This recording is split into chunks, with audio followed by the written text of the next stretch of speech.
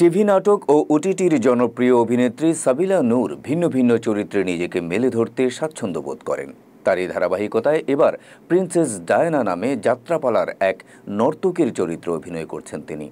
তার চরিত্রের সঙ্গে নাটকের নামও প্রিন্সেস ডায়ানা। গতানুগতিক ধারার বাইরে গিয়ে ভিন্ন ধারার এই নাটকটি পরিচালনা করেছেন পরিচালক নঈম ইমতিয়াজ নিয়ামুল, আর গল্প লিখেছেন মেজবাউদ্দিন সুমন। নাটকটির মাধ্যমে এই প্রথম সাবিলাকে নর্তকীর চরিত্রে দেখা যাবে।